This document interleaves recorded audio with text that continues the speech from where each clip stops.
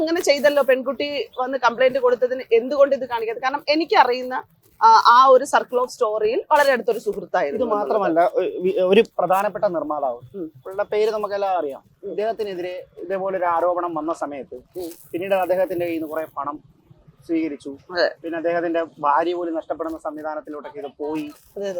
ഇത്തരം പ്രശ്നങ്ങൾ നിൽക്കുമ്പോൾ ഇതൊരു കാസ്റ്റിംഗ് കൗച്ച് മാത്രമായിട്ട് ഇതിനെ കണക്ക് കൂട്ടാൻ പറ്റുമോ? ചിലത് പ്ലാനിങ്ങോടുള്ള ട്രാപ്പിംഗ് ആയിട്ട് വരാം, ഹണി ട്രാപ്പായിട്ട് ഇത് മാറുന്നുണ്ട്. അല്ല, രണ്ട് രീതിയിൽ ദുരുപയോഗം ചെയ്യപ്പെടും. ഇത്രയും കഷ്ടപ്പെട്ട് WCC പോലുള്ള സംഘടനകളൊക്കെ ഇനിഷ്യേറ്റീവ് എടുത്ത് വർഷങ്ങളായിട്ട് സിനിമയ്ക്കുള്ളിലെ പീഡനങ്ങൾ ഈ വിളിച്ചു പറയുന്ന സാഹചര്യത്തിൽ ഇതേപോലെ തന്നെ മിസ്യൂസ് ചെയ്യപ്പെടുന്ന കുറച്ച് പുതുതലമുറകളുണ്ട്. ഞാനൊരിക്കലും അവരെ പുതിയ ആളുകളാണ് എന്നുള്ളതല്ല. ഞാനും ഈ പറഞ്ഞ പോലെ പുരോഗമനത്തിലേക്ക് മുന്നോട്ട് കാൽച്ചുവട് വെച്ചുകൊണ്ടിരിക്കുന്ന ഒരാൾ തന്നെയാണ്. അങ്ങനെ തന്നെയാണ് എന്റെ ഫൈറ്റിങ്ങും സമര രീതികളും ഒക്കെ. പക്ഷെ അപ്പോഴും ഈ പറഞ്ഞതുപോലെ പർപ്പസ്ഫുള്ളി ഒരു എന്താ പറയാ, ഇങ്ങനെയൊക്കെ കാണിക്കുന്ന ഹണി ട്രാപ്പുകൾ കാണിക്കുന്ന, ഇപ്പൊ ഒരു ഹണി ട്രാപ്പുമായി ബന്ധപ്പെട്ടിട്ട് ഒരു വിഷയം വിളിച്ച് പറഞ്ഞതിന്റെ പേരിൽ എനിക്കെതിരെ ഒരു കേസുണ്ട്. നമ്മൾ അങ്ങനെ പറയുമ്പോഴത്തേക്കും റേപ്പ് വിക്ടിമിന്റെ പേര് പബ്ലിഷ് ചെയ്തു എന്നുള്ള രീതിയിലാണ് നമ്മളെ പറ്റിയിട്ട് പറയുന്നത്. ഇവർ ചെയ്തത് തെറ്റാണ് കേട്ടോ, അതാ ഇവര് അങ്ങനെയുള്ള കാര്യങ്ങൾ ചെയ്യുന്നുണ്ട്, ഇങ്ങനെ ആണുങ്ങളെയൊക്കെ ചതിക്കുന്നുണ്ട് എന്ന് പറയുമ്പോൾ അവിടെ നമ്മളുടെ നിലപാടും രണ്ടിടമായി പോവുകയാണ്. അയ്യോ, എന്തിനാ നീ അങ്ങനെ സംസാരിച്ചത് എന്ന് എൻ്റെ അടുത്ത് ചോദിക്കും. നമ്മളുടെ ഇടയിൽ തന്നെ ഉള്ള പല ആക്ടിവിസ്റ്റുകളും പല ആളുകളും വന്ന് നിന്നിട്ട് നമ്മൾ സ്ത്രീകൾക്ക് വേണ്ടി നിലകൊള്ളുമ്പോൾ അവർ പറയുന്നതിനൊപ്പം നമ്മൾ നിൽക്കേണ്ടതല്ലേന്ന്. വസ്തുതകളെ മനസ്സിലാക്കിയ വിഷയത്തിനൊപ്പം നിൽക്കുന്നതും വസ്തുതകൾ അല്ലാത്ത വിഷയത്തിന് എതിർത്ത് പറയുന്നതും നിലപാടില്ലായ്മയല്ല. അത് സ്ത്രീ ചെയ്താലും പുരുഷൻ ചെയ്താലും ട്രാൻസ് ചെയ്താലും ആര് ചെയ്താലും. അപ്പൊ എന്നെ സംബന്ധിച്ചിടത്തോളം അങ്ങനെ പുതിയ ചില ആളുകൾ വന്ന് നിന്ന് കാണിക്കുന്ന, ഇപ്പൊ സോഷ്യൽ മീഡിയ ഇൻഫ്ലുവൻസേഴ്സ് എന്ന സ്പേസിനകത്താണ് കൂടുതലും ഇത്തരത്തിലുള്ള കാര്യങ്ങൾ വരുന്നത്. ഒരിക്കലും നല്ലതായിട്ടുള്ള ഇൻഫ്ലുവൻസേഴ്സിനൊന്നും അല്ല ഞാൻ ഈ സംസാരിക്കുന്നത്. കുറച്ച് ആളുകൾ അതിന് വേണ്ടി നിൽപ്പുണ്ട്. ഒരുപാട് കേസുകൾ, എത്ര ശംഭുവിന് വേണമെന്നുണ്ടെങ്കിൽ എൻ്റെ ഇൻസ്റ്റഗ്രാമിന്റെ അല്ലെങ്കിൽ എൻ്റെ ഫേസ്ബുക്കിനകത്ത് എൻ്റെ മെസ്സഞ്ചർ, ഞാൻ വെറുതെ പറയുന്നതല്ല, ഓരോ ദിവസവും വരുന്ന ഓരോ ന്യൂസുകൾ അവരിങ്ങനെ പറയും, ചേച്ചി എനിക്കിങ്ങനെ ഒരു അനുഭവം ഉണ്ട്. കൊച്ചു പയ്യന്മാരൊക്കെ പറയുന്നത് ഈ പെൺപിള്ളേരൊക്കെ തന്നെ എന്നുള്ള രീതിയിൽ. അപ്പം പ്രശ്നങ്ങളുണ്ട്. അത് സ്ത്രീകളിൽ നിന്നും പുരുഷന്മാരിൽ നിന്നും ഒക്കെയുണ്ട്. പക്ഷെ വർദ്ധിച്ചു വരുന്ന ആണധികാര സ്പേസുകളെ നമ്മൾ ഇത്തരത്തിൽ വരുമ്പോ അതിന് നമ്മൾ അതിനെ അതിനെ ഒതുക്കേണ്ടത് തന്നെ ഉണ്ട്. അതെ, തീർച്ചയായിട്ടും. മലയാള സിനിമയിൽ നടന്നു വരുന്ന ഈ പ്രശ്നങ്ങളിൽ അമ്മ എന്ന് പറയുന്ന സംഘടനകൾ ഒരുപാട് അഴിച്ചുപണിയും ചട്ടക്കൂട്ടിൽ മാറ്റമൊക്കെ വരുത്തിയിട്ടുണ്ട്. ഇപ്പൊ തലമുറയിൽ മാറ്റം വന്നു, പുതിയ ആൾക്കാരൊക്കെ അതിന്റെ പ്രസിഡന്റായിട്ട് വരുന്നു, സെക്രട്ടറി ആയിട്ട് ഒരുപാട് വരുന്നു. പക്ഷെ എന്തുകൊണ്ട് ഈ മെജോറിറ്റി ഓഫ് പീപ്പിൾസിൽ അംഗങ്ങളിൽ സ്ത്രീകൾ കടന്നു വരുന്നില്ല? അല്ല, അതാണ് അവിടെയൊക്കെയാണ് ചോദ്യങ്ങൾ എന്ന് പറയുന്നത്. ഇപ്പം അവര് പറയുന്നതെന്ന് വെച്ചാൽ സ്ത്രീകൾക്ക് പ്രാതിനിധ്യം കൊടുക്കുന്നുണ്ട്, അവിടെയുള്ള സ്ത്രീകൾ സുരക്ഷിതമാണ്. അപ്പൊ അതിന്റെ ഉള്ളിലുള്ള സ്ത്രീകളെയൊക്കെ എനിക്കറിയാം പേഴ്സണലി. ഞാൻ സംസാരിക്കുമ്പോൾ അവർ ഭയങ്കര കംഫർട്ടാ.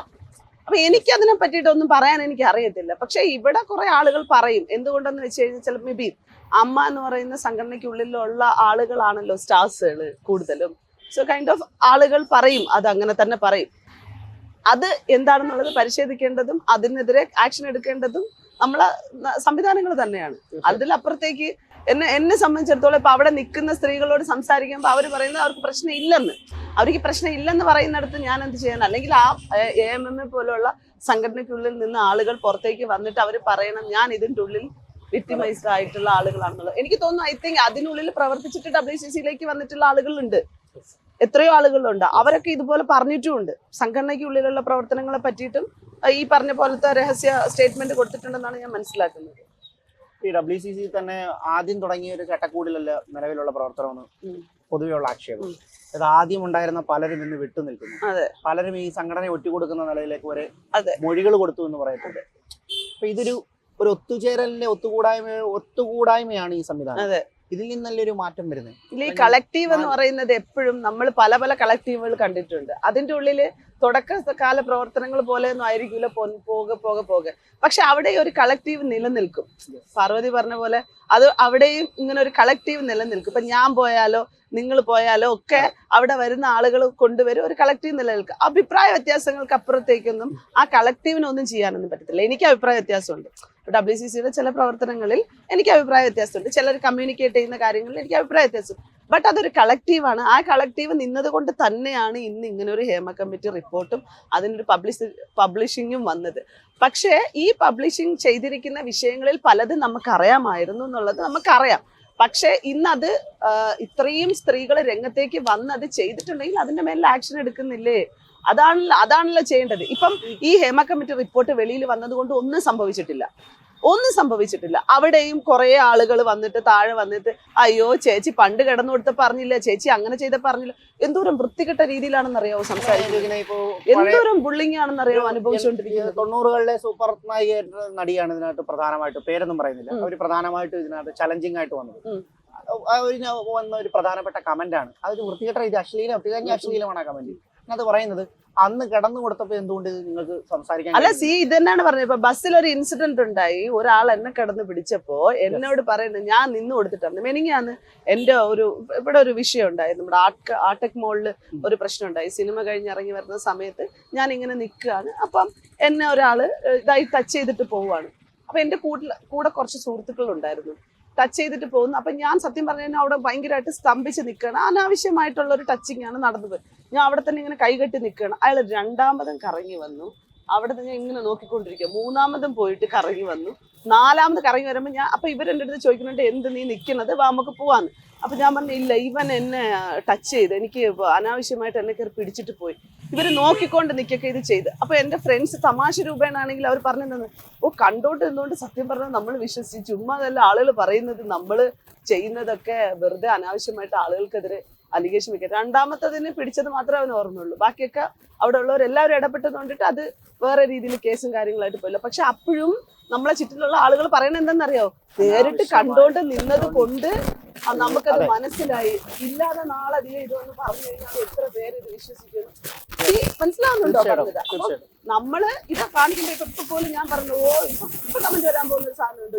ചേച്ചിയെ പിടിക്കാൻ പെട്ട അവന്റെ ഗതികേടെ, അവനെ തൊട്ടവന്റെ ഗതികേടെ. ഇവിടെ ഫ്രസ്ട്രേഷൻ മൂത്തിരിക്കുന്നവനാണ് ഈ കമന്റ് ഇടാൻ പോകുന്നത്. ഉറപ്പായിട്ട് തീർച്ചയായിട്ടും നീ നോക്കിക്കോളൂ. ഇതിനകത്ത് ഞാൻ ഈ കഥ പറയുമ്പോഴത്തേക്ക് ചേച്ചിയെ ബോഡി ഷേമിങ് നടത്തിയിട്ട് ചേച്ചിയെ പിന്നെ വേറെ ലെവലിലൊക്കെ ആക്കുള്ളൂ. ഏത് ലെവലിലാണോ എന്തോ ഇനി ആക്കാൻ പോകുന്നത്. അവൻ ഫ്രസ്ട്രേഷൻ പിടിച്ചിട്ടായിരിക്കും വന്നിരുന്ന് ഈ കമന്റ് ഇടുന്നത്. ഗതികേടെന്ന് ഗതികെട്ടവൻ കണ്ടോണ്ടിരിക്കണം എന്നുള്ളതാണ് ഓർമ്മ വേണം. എന്റെ വീഡിയോ കണ്ടിട്ടാണ് എന്റെ ഇടയിൽ കമന്റ് ഇട്ടുകൊണ്ടിരിക്കുന്നത്. അതാണ് ഏറ്റവും വലിയ പ്രശ്നം. അല്ല അതാണ് സ്വാഗതം ചെയ്യണം, ക്ലാപ്പ് അടിക്കണം അവരെയൊക്കെ. ഈ മാറ്റം അവസാനത്തെ ഒരു ക്വസ്റ്റ്യൻ ഞാൻ പറഞ്ഞത്, ഈ മാറ്റം അനിവാര്യമല്ലേ?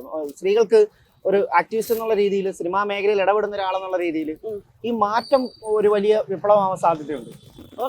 ഉറപ്പായിട്ടും എന്ന് വെച്ചാല് ഏതെങ്കിലും തരത്തിലൊരു ഭയമെങ്കിലും വരും. പക്ഷെ വേറൊരു വിഷയം ഞാൻ പറഞ്ഞത്, ഇപ്പൊ പലപ്പോഴും ഇൻഡസ്ട്രിക്കുള്ളിൽ തന്നെ ഇപ്പം ഈ അടുത്ത സമയത്ത് ഒരു 2-3 പ്രൊജക്ടുകളായി ബന്ധപ്പെട്ടിട്ട് കുറച്ച് സിനിമ സെറ്റുകളിലൊക്കെ പോകേണ്ട ഇതുണ്ടായിരുന്നു.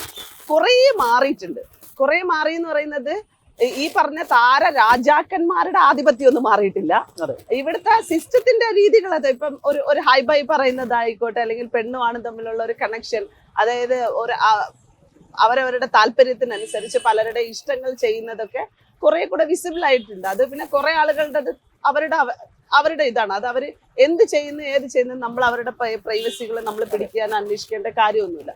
അവരുടെ ചില സെറ്റുകളിലൊക്കെ പോയ സമയത്തൊക്കെ ഭയങ്കര ഫ്രീ ആണ്. അവിടെയൊക്കെ പലപ്പോഴും ഫ്രീ ആണ്. എനിക്ക് തോന്നുന്നത് ഈ വർഷങ്ങളായിട്ട് കടന്നു വന്നില്ലേ ഈ താര രാജാക്കം, എന്തോ താര റാണിമാരുണ്ടാവുന്നില്ല എന്നുള്ളത്.